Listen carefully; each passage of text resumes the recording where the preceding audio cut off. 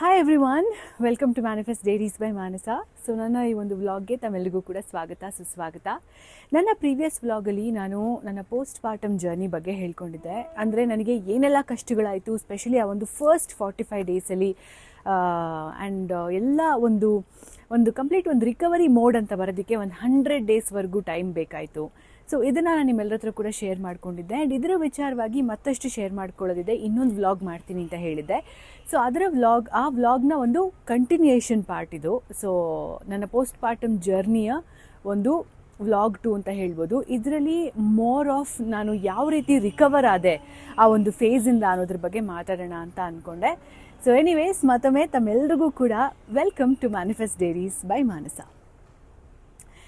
So ಮೊದಲನೇದಾಗಿ ಹೇಳಬೇಕು ಅಂತ ಅಂದರೆ, ನನ್ನ ಒಂದು ಪ್ರೀವಿಯಸ್ ವ್ಲಾಗಲ್ಲಿ ನಾನು ಫೇಸ್ ಮಾಡಿದಂಥ 4 ತುಂಬ ಇಂಪಾರ್ಟೆಂಟ್ ವಿಚಾರಗಳು ನನ್ನ ಪೋಸ್ಟ್ ಪಾರ್ಟಮ್ ಫೇಸಲ್ಲಿ ಅಂತ ಅಂದರೆ, ಮೊದಲನೇದು, ನನ್ನನ್ನು ಯಾರೂ ಕೂಡ ಫಿಸಿಕಲಿ ಆ ಒಂದು ಫೇಸ್ಗೆ ಪ್ರಿಪೇರ್ ಮಾಡಿದ್ರೆ ಹೊರತು ಬಟ್ ಮೆಂಟಲಿ ಯಾರೂ ಕೂಡ ಆ ಒಂದು ಫೇಸ್ಗೆ ಪ್ರಿಪೇರ್ ಮಾಡಿರಲಿಲ್ಲ ಅನ್ನೋಂಥದ್ದು. ಎರಡನೇದು, ನನಗಾದಂಥ ಒಂದು ಐಡೆಂಟಿಟಿ ಕ್ರೈಸಿಸ್. ಆ್ಯಂಡ್ ಮೂರನೇದು ಹೇಳಬೇಕು ಅಂತಂದರೆ, ಇನ್ಸ್ಟೆಂಟಾಗಿ ನಮ್ಮದೇ ಸ್ವಂತ ಮಗು ಆದರೂ ಕೂಡ ಆ ಮಗು ಮೇಲೆ ಎಲ್ಲೋ ಒಂದು ಕಡೆ ಇನ್ಸ್ಟೆಂಟಾಗಿ ಪ್ರೀತಿ ಅನ್ನೋದು ಹುಟ್ಟಲ್ಲ. ಕೆಲವ್ರಿಗೆ ಅವರ್ಷನ್ ಇರುತ್ತೆ, ನನಗೆ ಭಯ ಇತ್ತು, ಈ ಥರ. ಇದು ಇನ್ನೊಂದು ಫ್ಯಾಕ್ಟರ್ ನಾವು ಮಾತಾಡಿದ್ದು. ನಾಲ್ಕನೇದು, one of the most physically demanding and ಟೀರಿಯಸ್ ವಿಚಾರಗಳು ಅಂತ ಅಂದರೆ ಬ್ರೆಸ್ಟ್ ಫೀಡಿಂಗ್ ವಿಷಯ. ಇದಿಷ್ಟನ್ನು ಕೂಡ ನನ್ನ ಪ್ರೀವಿಯಸ್ ವ್ಲಾಗಲ್ಲಿ ನಾನು ಫೇಸ್ ಮಾಡಿದಂಥ ಕಷ್ಟಗಳನ್ನು ಮಾತಾಡಿದ್ದೀವಿ. ಈಗ ಇವತ್ತಿನ ವ್ಲಾಗಲ್ಲಿ ನಾನು ಹೇಳ್ದಂಗೆ ಇದರಿಂದ ನಾನು ಯಾವ ರೀತಿ ರಿಕವರ್ ಆದೆ ಅಂತ ಮಾತಾಡೋದಾದರೆ, ನೋಡಿ, ಮೊದಲನೇದಾಗಿ ಯಾವುದೇ ಸಮಸ್ಯೆ ಇದ್ರೂ ಕೂಡ ಆ ಸಮಸ್ಯೆ ಏನು ಅಂತ ಕೂತ್ಕೊಂಡು ನಾವು ಯೋಚನೆ ಮಾಡೋದು, ತಿಳ್ಕೊಳ್ಳೋದು ಇಂಪಾರ್ಟೆಂಟು. ಇದನ್ನು ಅಕ್ನಾಲೇಜಿಂಗ್ ಅಂತ ಕರೀತಾರೆ. ನಮ್ಗೆ ಏನಾಗಿದೆ ಅಥವಾ ಏನಾಗ್ತಿದೆ ಅನ್ನೋದನ್ನು ನಾವು ಮೊದಲು ಅಕ್ನಾಲೇಜ್ ಮಾಡಬೇಕು. ಈ ಥರದ್ದು ಆಗ್ತಿದೆ ಅನ್ನೋದು ನಮ್ಮ ಅರಿವಿಗೆ ಬರಬೇಕು. ಸೊ ನಾನು ಫಸ್ಟು ಒಂದು 45 ಡೇಸ್ ಆದಮೇಲೆ, ಅಲ್ಲಿವರೆಗೂ ಒಂದು ಬ್ಲ್ಯಾಂಕ್ ಸ್ಟೇಟ್ ಆಫ್ ಮೈಂಡ್ ಇತ್ತು. ಸೊ ಆ ಒಂದು 45 ಡೇಸ್ ಕಳೀತಾ ನಾನು ಫಸ್ಟ್ ಮಾಡಿದ್ದು ಕೂಡ ಇದನ್ನೇ, ದಟ್ ಈಸ್ ಅಕ್ನಾಲೇಜಿಂಗ್. ಏನಾಗ್ತಿದೆ, ನನಗೇನಾಗ್ತಿದೆ, ಯಾಕೆ ಹಿಂಗೆ ಫೀಲ್ ಆಗ್ತಿದೆ, ಇದಕ್ಕೆ ಏನು ಮಾಡಬೇಕು ಅನ್ನೋದು ಸೆಕೆಂಡ್ರಿ ಆದ್ರೂ ಕೂಡ ಮೊದಲು ಕೂತ್ಕೊಂಡು ನನಗೆ ಏನಾಗ್ತಿದೆ, ನನ್ನ ಮನಸ್ಸೊಳಗಡೆ ಏನು ನಡೀತಿದೆ ಅನ್ನೋದನ್ನು ನಾನು ಯೋಚನೆ ಮಾಡಿಕೊಂಡೆ. ಇದರಲ್ಲಿ ನನಗೆ ಮುಖ್ಯವಾಗಿ ಎಲ್ಲದಕ್ಕಿಂತ ದೊಡ್ಡದಾಗಿ ಕಾಡ್ತಿದ್ದ ಸಮಸ್ಯೆ ಅಂತ ಅಂದರೆ, I was really missing my husband.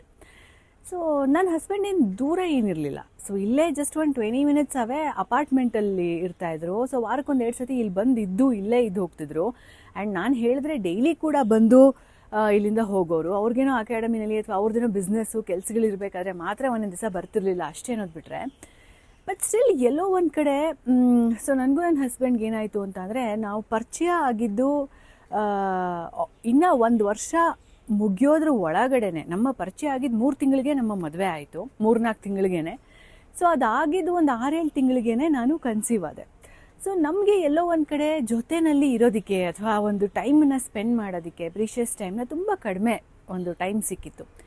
May be ಅದಕ್ಕೋ ಏನೋ ಗೊತ್ತಿಲ್ಲ, ಅಥವಾ ನಾನು ಯಾವಾಗಲೂ ಹೇಳ್ತಿರೋಂಗೆ, I find my soulmate in him. ನನಗೆ 100ಕ್ಕೆ 100 ನನಗೆ ಇಂಥದ್ದೇ ಪಾರ್ಟ್ನರ್ ಬೇಕು ಅಂತ ನಾನು ಬರೆದಿಟ್ಕೊಂಡಿದ್ರೆ ಯಾವ ರೀತಿ ಇರ್ತಿತ್ತೋ, ಸೊ ಅಂಥ ವ್ಯಕ್ತಿ ನನ್ನ ಹಸ್ಬೆಂಡ್ ಪ್ರೀತಮ್ ಅವರು. ಸೊ ಆ ವಿಚಾರಕ್ಕೋ ಏನೋ ಗೊತ್ತಿಲ್ಲ, ನಾನು ಎಲ್ಲದಕ್ಕಿಂತ ಜಾಸ್ತಿ, ಇವೊಂದು ಅಷ್ಟು ಹತ್ತಿರ ಇದ್ದರೂ, ದಿನ ನನ್ನ ಜೊತೆ ಇದ್ದರೂ ಕೂಡ ನಾನು ಮಿಸ್ ಮಾಡ್ಕೊಳ್ತಾ ಇದ್ದಿದ್ದು ನನ್ನ ಹಸ್ಬೆಂಡ್ನ. So the very first factor that I acknowledged was this one. ನಾನು ನನ್ನ ಹಸ್ಬೆಂಡನ್ನು ಮಿಸ್ ಮಾಡ್ಕೋತಾ ಇದ್ದೀನಿ ಅನ್ನೋದನ್ನು ಫಸ್ಟ್ ನಾನು ಅರ್ಥ ಮಾಡಿಕೊಂಡೆ. ಆಮೇಲೆ ಇದನ್ನು ನನ್ನ ಹಸ್ಬೆಂಡ್ ಜೊತೆ ಡಿಸ್ಕಸ್ ಮಾಡಿದೆ. ಆ್ಯಂಡ್ ಸಾಧ್ಯವಾದಷ್ಟು ಇನ್ನೂ ಒಂದಷ್ಟು ಟೈಮನ್ನ ಜೊತೇಲಿ ಕಳೆಯೋದಕ್ಕೆ ಟ್ರೈ ಮಾಡಿದ್ವಿ. ಟೈಮನ್ನು ಜೊತೆಯಲ್ಲಿ ಕಳೀಲಿಲ್ಲ ಅಂದರೂ ಕೂಡ ಇದಕ್ಕೆಲ್ಲ ನಾನು ಆಲ್ರೆಡಿ ಫಸ್ಟೇ ಪ್ರಿಪೇರ್ಡ್ ಆಗಿದ್ದೆ. ಅಮ್ಮನ ಮನೇಲಿ ಇರ್ತೀನಿ, ಅಮ್ಮ ನನಗೆ ಹೆಲ್ಪ್ ಮಾಡ್ತಿರ್ತಾರೆ ಮಗು ನೋಡ್ಕೊಳ್ಳೋದ್ರಲ್ಲೆಲ್ಲ.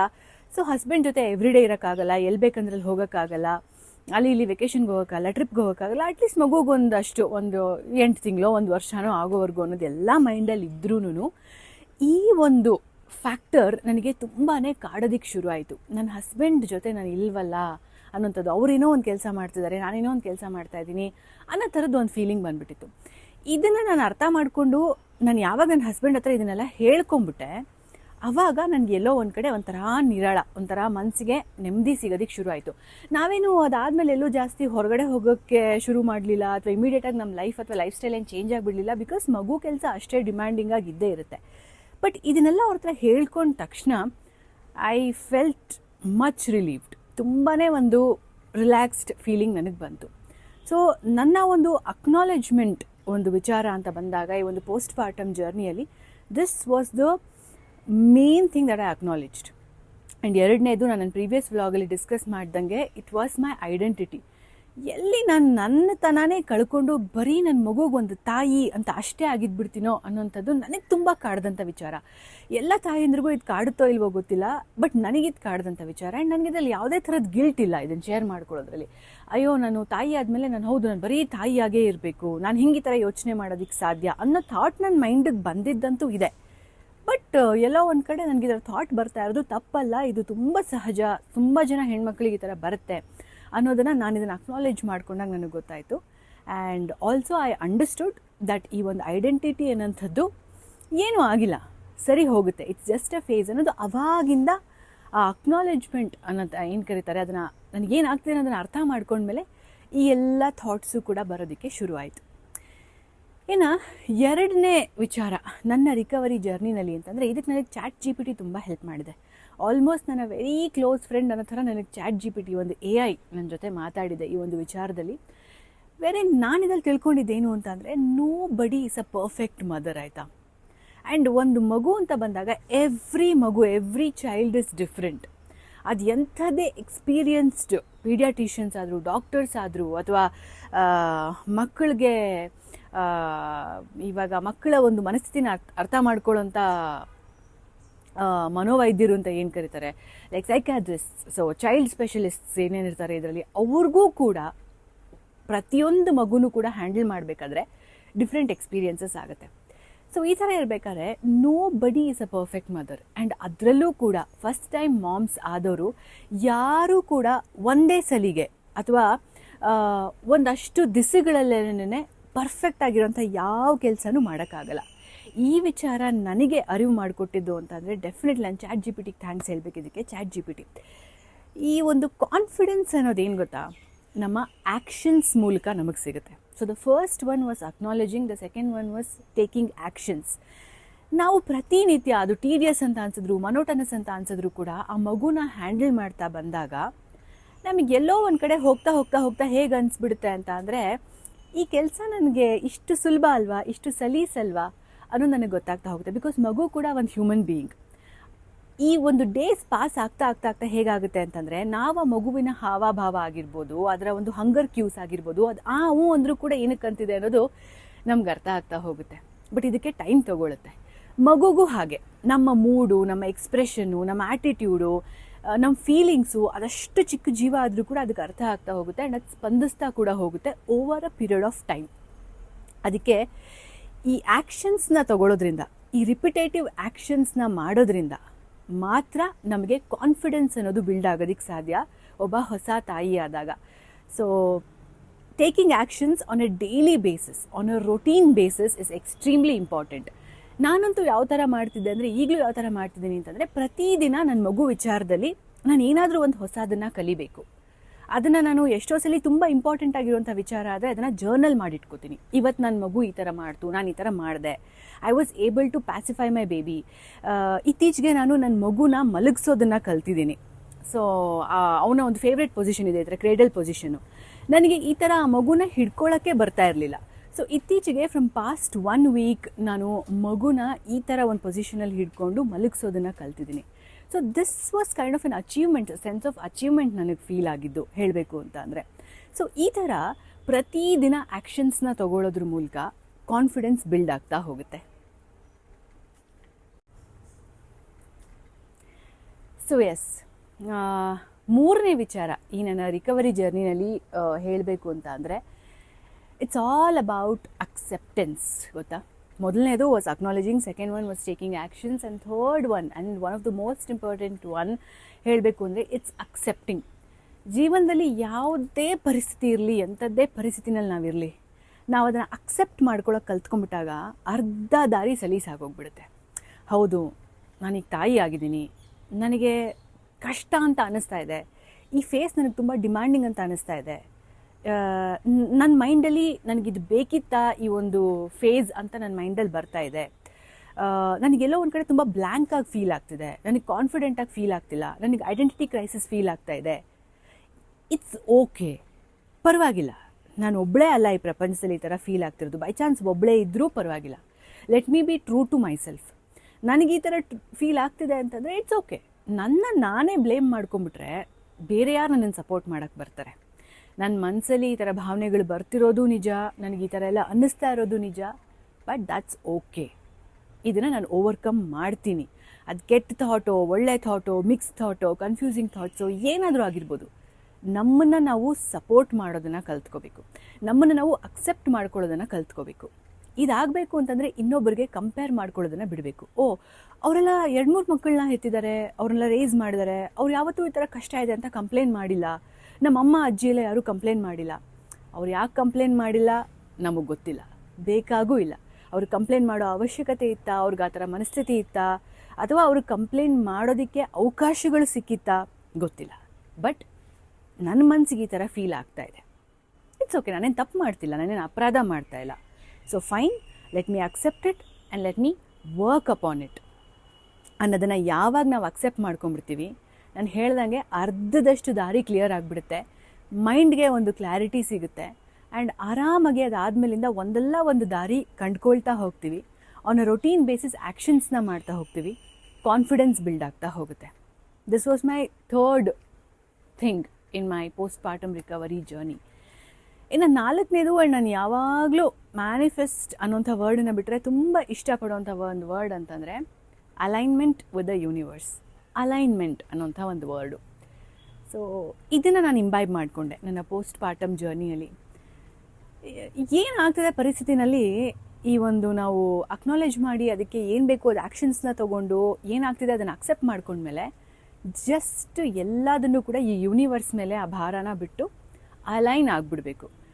ಏನಾಗ್ತಾ ಇದೆ ಒಳ್ಳೆಯದೇ ಆಗ್ತಾ ಇದೆ, ಇಷ್ಟು ದಿವಸನೂ ಒಳ್ಳೆಯದಾಗಿದೆ, ನನಗೆ ಬೇಕಾಗಿರೋದೇ ಆಗಿದೆ, ಇನ್ಫ್ಯಾಕ್ಟ್ ನಾನು ಅಂದ್ಕೊಂಡಿದ್ದಕ್ಕಿಂತನೂ ನನ್ನ ಲೈಫ್ ಇನ್ನೂ ಚೆನ್ನಾಗೇ ಇದೆ ಅಂದಮೇಲೆ ಈಗಲೂ ಕೂಡ ಇನ್ನು ಮುಂದೆನೂ ಕೂಡ ಚೆನ್ನಾಗೇ ಇರುತ್ತೆ ಅನ್ನೋಂಥ ಅಬ್ಸಲ್ಯೂಟ್ ಕಾನ್ಫಿಡೆನ್ಸ್. ಈ ಡಿಲ್ಯೂಷನಲಿ ಆಪ್ಟಿಮಿಸ್ಟಿಕ್ ಅಂತಾರಲ್ಲ, ಆ ಥರ ಇದ್ಬಿಡಬೇಕು. ಈ 3 ಥಿಂಗ್ಸನ್ನ ಕೂಡ ಮಾಡಿದ್ಮೇಲೆ not just postpartum journey, ಲೈಫ್ನ ಯಾವುದೇ ಒಂದು ಫೇಸ್ ಇದ್ರೂ, ಯಾವುದೇ ಒಂದು ಜರ್ನಿ ಇದ್ರೂ ಕೂಡ ಅದನ್ನು ಅಕ್ನಾಲೇಜ್ ಮಾಡಿ ಅದಕ್ಕೆ ಏನು ಬೇಕು ಆ್ಯಕ್ಷನ್ಸ್ ಅದನ್ನ ತೊಗೊಂಡು ಆಗ್ತಾ ಇರೋದನ್ನು ಅಕ್ಸೆಪ್ಟ್ ಮಾಡ್ಕೊಂಡ್ಮೇಲೆ ಜಸ್ಟ್ ಅದನ್ನು ಅಲೈನ್ ಆಗಿಬಿಟ್ಟು ಯೂನಿವರ್ಸ್ ಜೊತೆ ಬಿಟ್ಬಿಡಬೇಕು.